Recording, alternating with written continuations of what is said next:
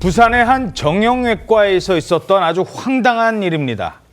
어느 날부턴가 이 손가락에서 약간 통증이 느껴지는 그런 환자가 있었습니다. 병원을 찾아갔겠죠?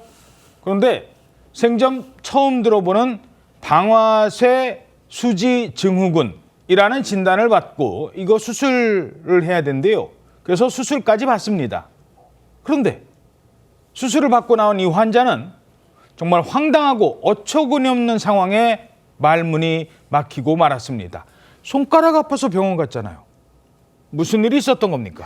일단 방아쇠 수지 증후군 좀 낯서시죠? 예. 네, 이게 뭐냐면은 이렇게 방아쇠를 당길 때 우리가 손가락으로 이렇게 당기잖아요. 검지손가락. 그렇습니다. 검지손가락 이렇게 구부렸다 폈다 할 때 마치 방아쇠 당기는 소리처럼 딱딱 소리가 나면서 통증이 느껴지는 그런 질환을 얘기를 합니다. 예. 이게 심한 경우에는 이 손금이 있는 손바닥 부위를 절개하는 그런 수술을 해야 한다고 합니다. 그렇군요. 네, 보통 이제 수면 마취를 해서 수술을 하는데 예. 그래서 A 씨 같은 경우에도 이 방아쇠 수지 증후군 진단을 받고 수술을 받게 됐습니다.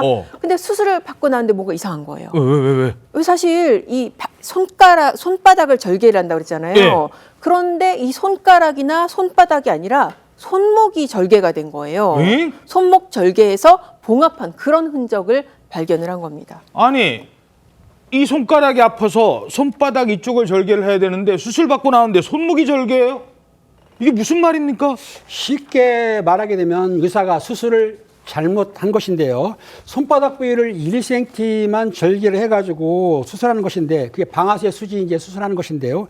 이 의사가 손목 터널 증후군으로 잘못 인식한 거예요. 그래가지고 손목을 절개해서 수술했던 겁니다. 그런데 이 수술이 수면 마취를 하기 때문에 환자도 모르고 그냥 잠자고 있으니까 몰랐던 것이죠.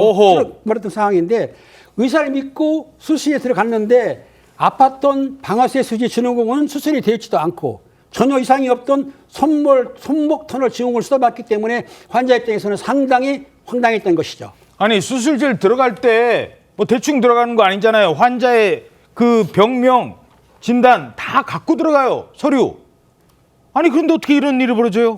네, 방열문에 따르면 수술실에 걸려있는 칠판에도 정확하게 방아쇠 수지 증후군이 적혀 있었고 환자 이름도 명확하게 표시되어 있었다고 하고요. 자리에 있었던 간호조무사도 정확한 수술명을 고지했는데 어떤 이유인지 의사가 듣지 못한 건지 또는 무시한 건지 엉뚱한 부위를 수술했다라고 알려지고 있습니다. 이 수술로 인해서 의사는 업무상 과실치상 등의 혐의로 기소가 됐고요. 재판을 받게 됐는데요. 이 수술을 집도한 의사는 수술 부위가 잘못된 점은 인정하지만 이로 인해서 환자의 상태가 악화되지는 않았으므로 상해로 볼 수 없다라는 취지로 변론을 했습니다. 하지만 재판부는 멀쩡한 손목을 절개해서 열상을 입힌 것 자체가 상해에 해당한다. 수술 전후의 기능적 변화 유무는 이 범죄의 성립을 영향을 미치지 않는다고 하면서 유죄를 인정했습니다. 자, 그래서 수사에 들어갔습니다. 수사를 해봤더니 아니, 이 병원에서 이 수술 봉합을 한 사람은 의사가 아니었고 잘 봤더니 무슨 보험도 연계가 돼 있고 이게 이뿐만이 문제가 아니었다고요? 네, 이 해당 의사가 약 2년간 간호조무사에게 약 173회에 걸쳐서 수술 봉합을 시킨 겁니다. 즉 무면허 의료 행위를 하게끔 한 거죠. 간호조무사들이 수술을 한 거예요? 봉합을 하게 시킨 거예요. 그리고 해당 병원 이 방사선사와 공모를 해서 도수 치료를 하지 않고도 마치 내역에 도수 치료를 한 것처럼 가장을 해가지고 환자들이 실손보험금을 다 받도록 그렇게 유도를 한 겁니다. 그렇게 해서 잘못 지급된 보험금이 약 2억 6천여만 원에 달한다고 합니다. 이 의사는요, 의료법 위반뿐만 아니라 이 업무상 과실치상 등의 혐의로 결국 해당 의사에게는 징역 1년 6개월이 선고가 되었습니다.